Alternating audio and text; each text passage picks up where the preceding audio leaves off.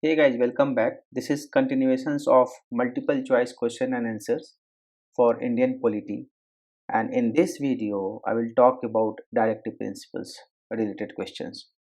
So I have designed a series which is very helpful for any competitive exams. And in this series, if you see whatever point is required for any exam has been covered in this video and the upcoming videos. Okay, so let's start with very first questions. In which part of India Indian constitutions are the directive principles of state policy listed? Right. So state policy, it is listed in which part of Indian constitutions? Options A part 1, options B part 2, option C part 3, options D part 4. Let's choose the right answer. The right answer is part B of the part 4 of the constitutions. Answer D, in which state policies are listed. Second question, from which constitutions did the framers of Indian constitutions borrow the idea of directive principles? Like from where we got this idea of directive principles? From which country constitutions? Options A, French constitutions. Option B, Irish constitutions. Option C, American constitutions. Options D, Spanish constitutions. Look at the right answer. The right answer is Irish constitutions. Third question. How did Dr. B.R. Ambedkar describe the directive principles of state policy? As per B.R. Ambedkar, how he feels, how he think about, what he think about the directive principles of state policy. Options A, as traditional feature of Indian constitution, as a feature of judiciary, as a novel features of Indian constitution. Options D, as a recommendations to political parties. What is the right answer, guys?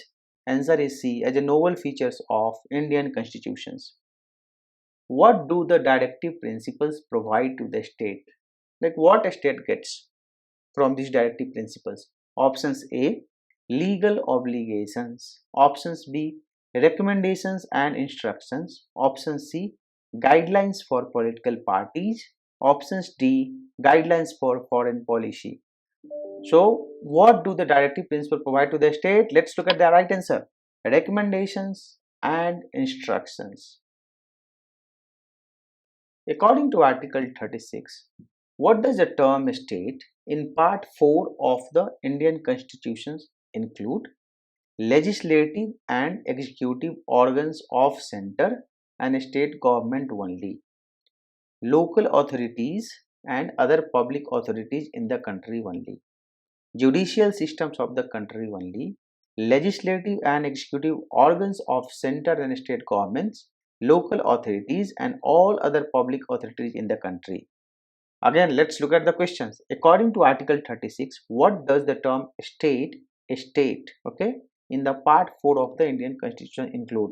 Like what is the term state includes? Legislative, executive organ of the central state, local authorities, other public authorities. Option C, judicial systems of the country. Options D, legislative, executive organs of the center and state governments, local authorities and all other public authorities in the country. Let's look at the right answer. The right answer is legislative and executive organs of the center and state governments, local authorities and all other public authorities in the country. The term state indicates in the part 4 of the Indian constitutions.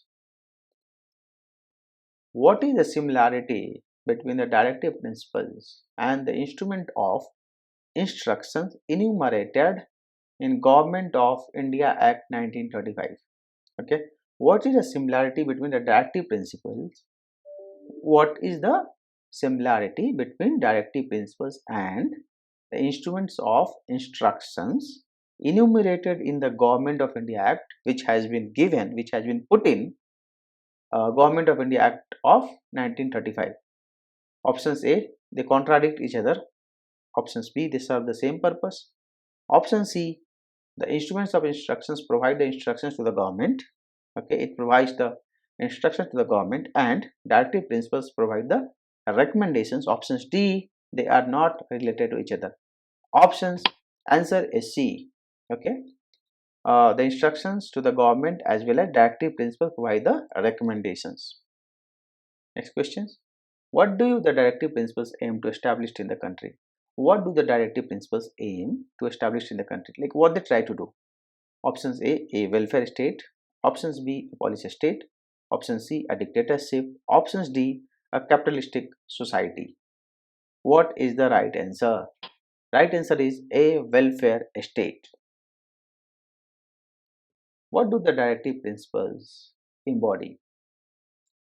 The concept of policy state, the concept of capitalistic society, the concept of economic and social democracy, the concept of monarchy.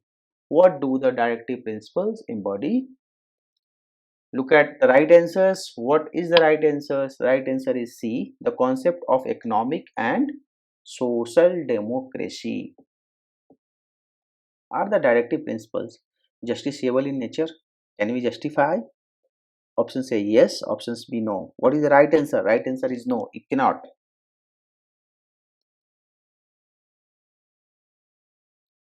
What is the duty of a state according to Article 37 of India Constitutions? What is the duty of a state? Options A, to enforce directive principles through the judiciary. Options B, to ignore the directive principles. Option C, to provide recommendations to the government. Options D, to apply directive principles in making laws. What is the duty of a state? Right. Look at the right answer. Right answer is to apply the directive principles in making the laws. When you are making a law, you make sure that you are applying the directive principles which has been put in. What is the nature of directive principles in relation to their justiciability? Okay, what is the nature of directive principles in relation to their justiciability? What kind of nature they have and how they play when it comes to justiciability? Options A, justiciable in nature. Options B, non-justiciable in nature.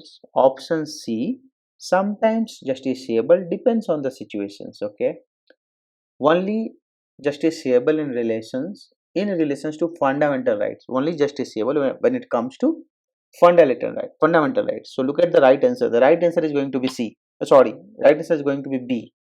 Okay, because it's a non-justiciable, right? You cannot. Uh, Basically it's not justiciable, so it's not legally you can go and you are not legally abide by. How do the directive principles helps the court? Options A, by providing a clear legal framework for judiciary. Options B, by guiding the judiciary in constitutional interpretations. Option C, by serving as a basis for determining the constitutionality of law by interfering in the functioning of judiciary. Okay, how do the directive principle helps the court? Look at the right answer. The right answer is option C, by serving as basis for determining the constitutionality of law. What was the concept of state during the colonial era? Options A, welfare state. Options B, police state. Options D, democracy. Options D, dictatorship. What is the concept of a state during colonial era? Look at the right answer. The right answer is going to be police state. What do the directive principles and fundamental rights contain according to Garnville Austin? What do the directive principles and fundamental rights contains according to Granville Austin?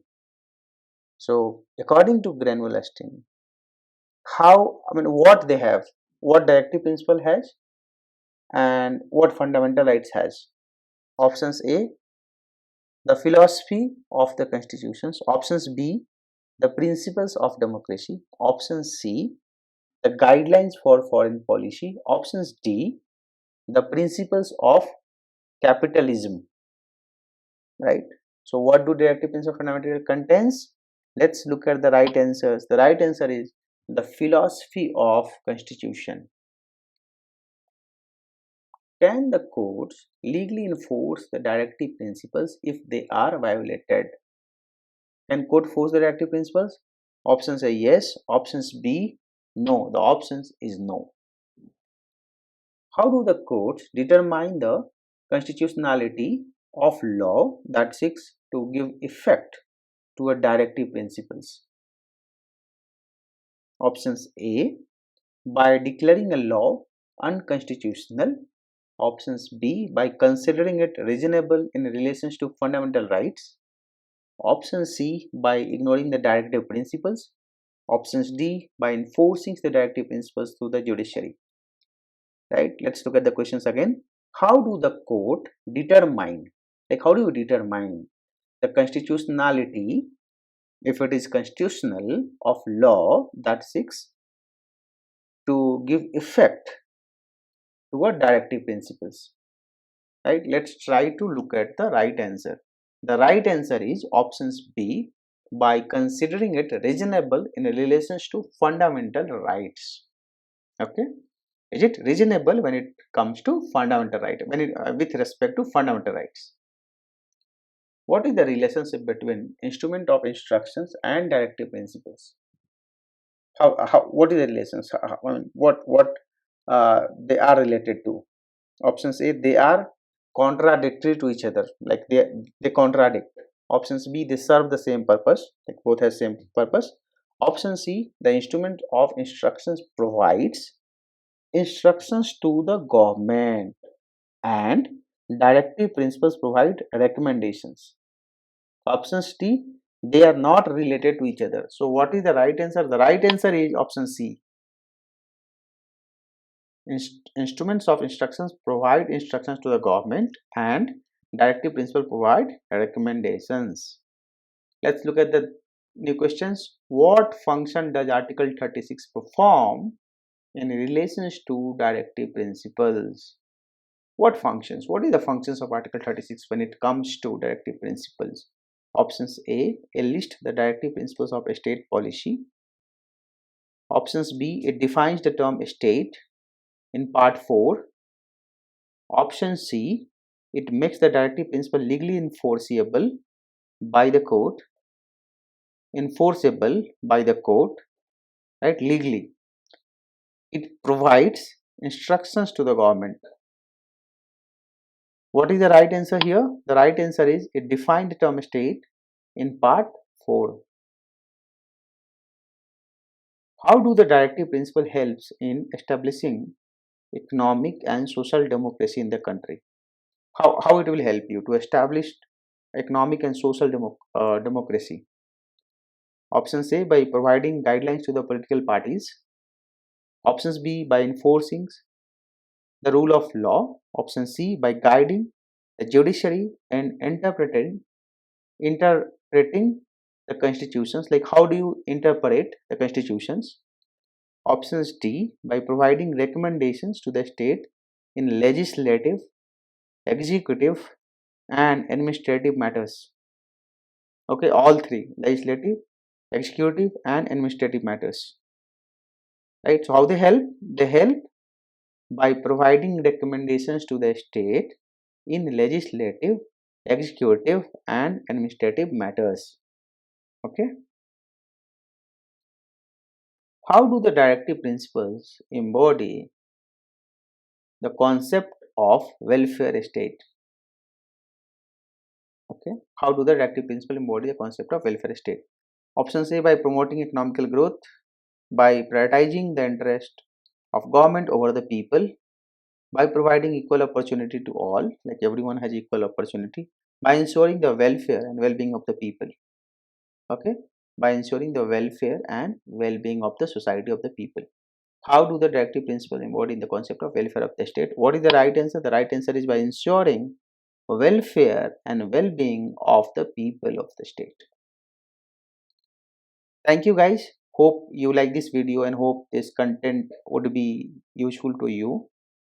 If you like it, please subscribe to my YouTube channel so that if I upload the video, you'll get the notifications. Thank you once again.